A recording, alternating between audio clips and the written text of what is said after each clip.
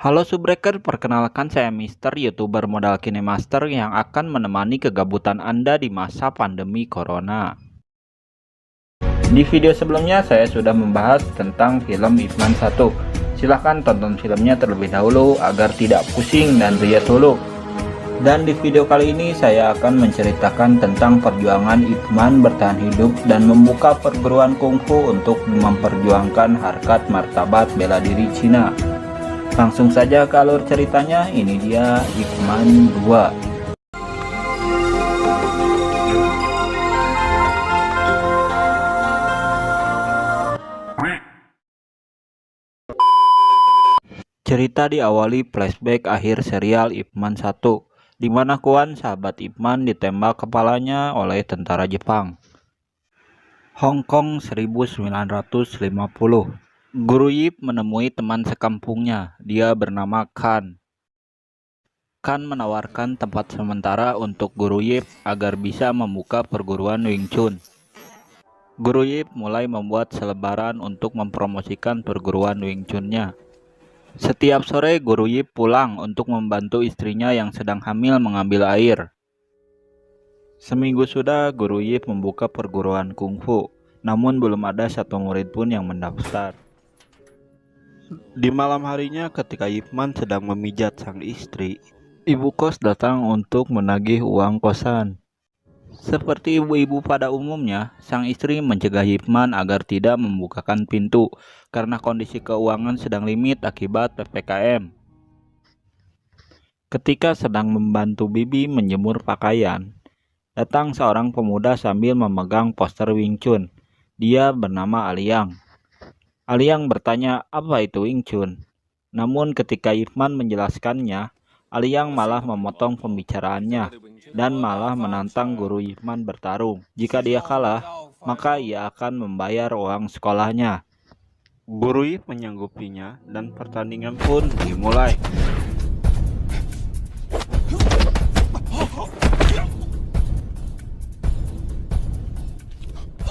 Hingga akhirnya Aliang pun kalah. Mengingat stok beras di rumah menipis, Ip Man pun menagih uang sekolahnya. Namun dasar si ontol Liang, bukannya menepati janji, dia malah berlalu pergi. Sabar Yip, hidup di dunia mah perih. Oke lanjut. Ketika Ip Man akan pulang, Aliang kembali datang. Kali ini dia membawa rekannya. Ip Man pun berkata, jika tidak ingin belajar kungfu maka pergilah.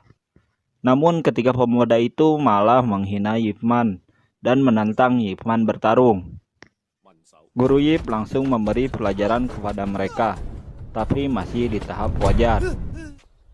Saat Guru Yip berlalu pergi, tiba-tiba Aliang mengejar dan memohon kepada Guru Yip agar menjadikannya murid. Permintaan itu diikuti juga oleh ketiga rekannya. Dengan senang hati Guru Yip menerimanya dan segera meminta uang sekolahnya.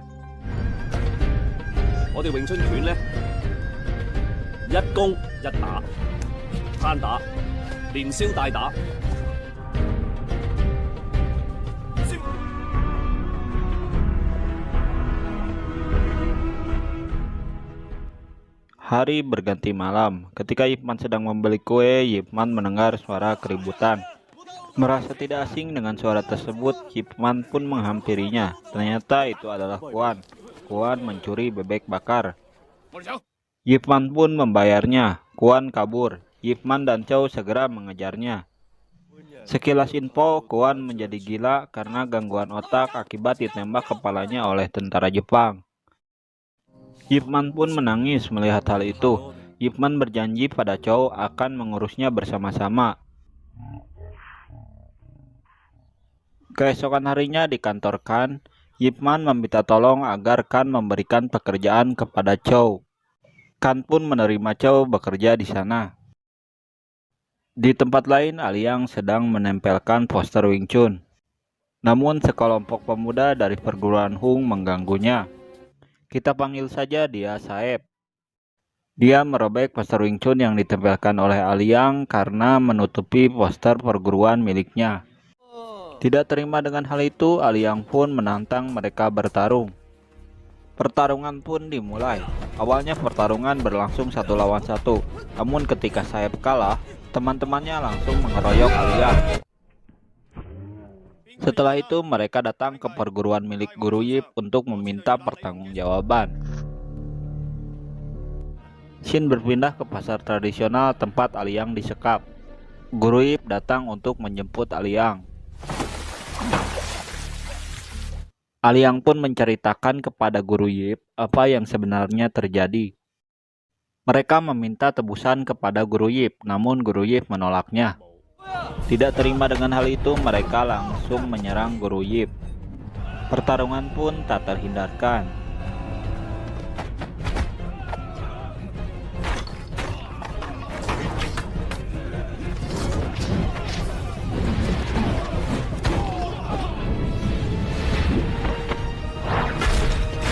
Ketika Guru Yip dan Liang akan pergi, tiba-tiba datang segerombolan orang dari kelompok lain.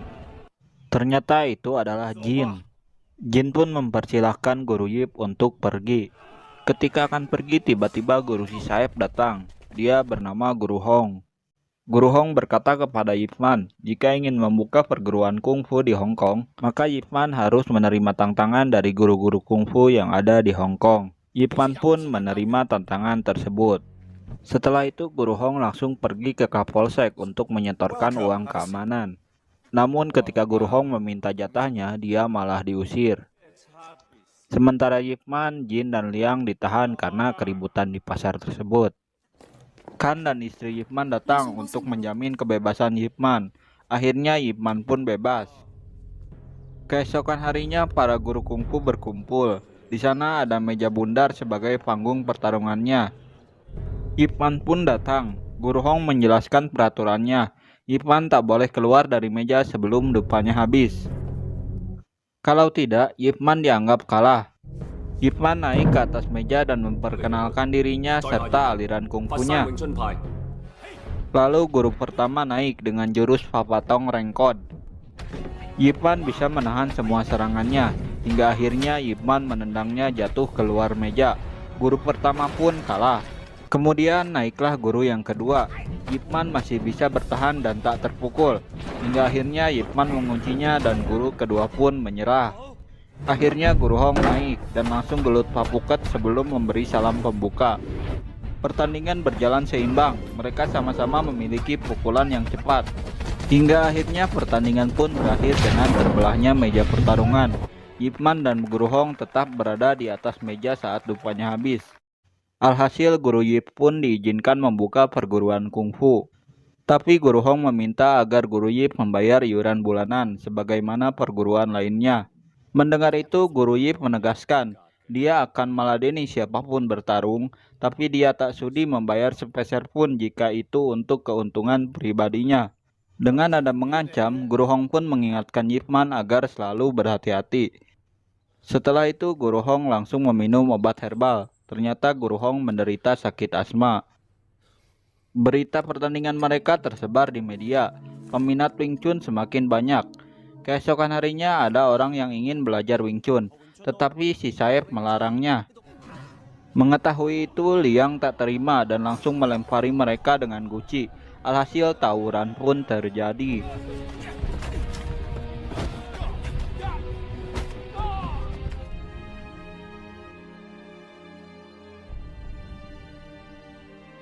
Di sore harinya akibat tawuran tersebut, sang pemilik ingin Yip Man mengosongkan tempatnya. Yip Man pun memakluminya. Yip Man pun langsung datang ke tempat Guru Hong untuk memprotes kelakuan murid-muridnya. Guru Hong berkata adanya sekolah kungfu di Hong Kong adalah berkat jasanya yang dekat dengan pihak asing. Lalu Guru Hong menantang Yip Man berkelahi lagi.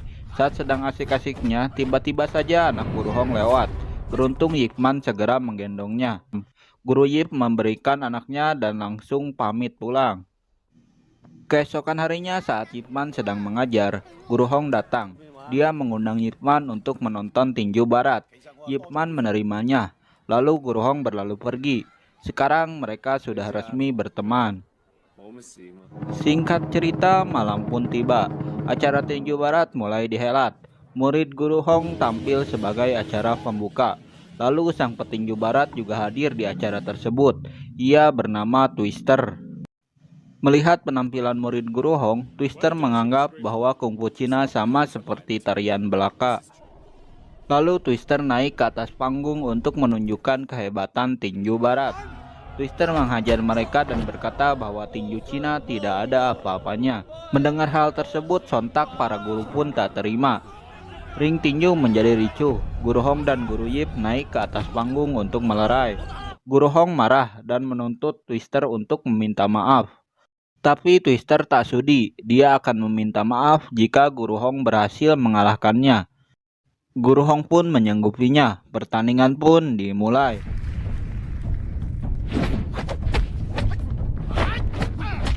Guru Hong mampu menyerang dan bertahan dengan baik.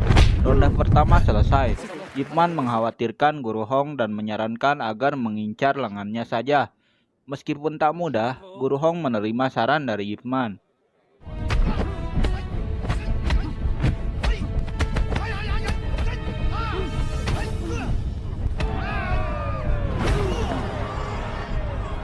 Setelah menerima pukulan dari Twister, murid Guru Hong menyadari kambuhnya asma Guru Hong. Saat istirahat, Ip Man meminta Guru Hong agar berhenti bertarung. Tapi Guru Hong berkata, dia akan diam jika dia saja yang dihina. Tapi jika kungfu Cina, dia tak akan diam saja. Di ronde ketiga, Twister mendominasi pertandingan. Saat Ip Man akan melambaikan kain putih tanda menyerah, Guru Hong mencegahnya. Guru Hong kembali melawannya. Tiba-tiba asma Guru Hong kambuh dan Twister langsung menghajar Guru Hong tanpa ampun.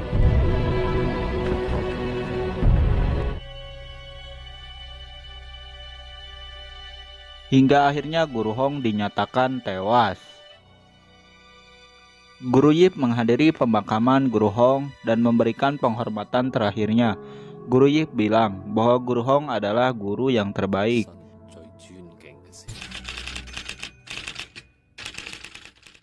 Keesokan harinya, Twister dan pihaknya mengadakan konferensi pers.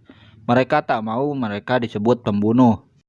Mereka mengatakan bahwa kematian Guru Hong disebabkan karena dia yang lemah. Lalu ketika giliran Twister bicara, dia meremehkan tradisi Cina yang menjadikan dupa sebagai timer. Tiba-tiba Ip Man datang. Ip Man berkata bahwa dupa itu juga berfungsi untuk berdoa, dan Ip Man pun menantang Twister untuk berduel dengannya.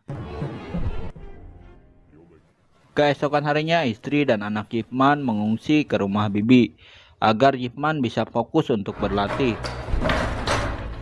Ip Man juga sempat memberi makan Kuan. Di hari-hari itu juga istri Ip Man hendak melahirkan, tapi istri Ip Man tidak mau mengganggu latihannya Ip Man.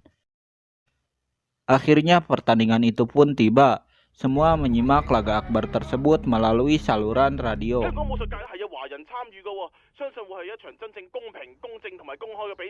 Saat laga akan dimulai, Ip Man langsung pergi ke tengah. Wasit menyuruhnya untuk pergi ke pojok. Alhasil penonton bule pun menertawakannya. Pertandingan pun dimulai. Di awal-awal Ip Man kewalahan menandingi kecepatan dan power tinju Twister. Bahkan Guru Yip kena satu tinjuan dan jatuh. Penonton cemas, tapi Guru Yip bangkit lagi. Di ronde kedua, Guru Yip melakukan counter attack dan membalikan keadaan.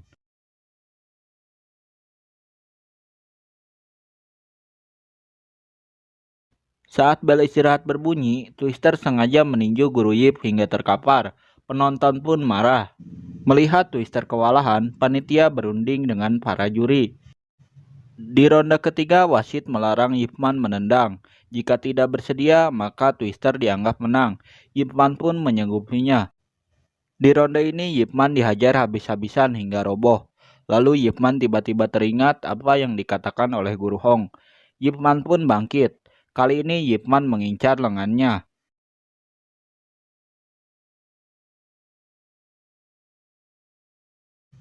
Ip Man pun menghajar Twister sampai babak belur. Wasit pun menghitung sampai 10 diikuti oleh para penonton. Twister pun kalah dan para penonton pun bersorak.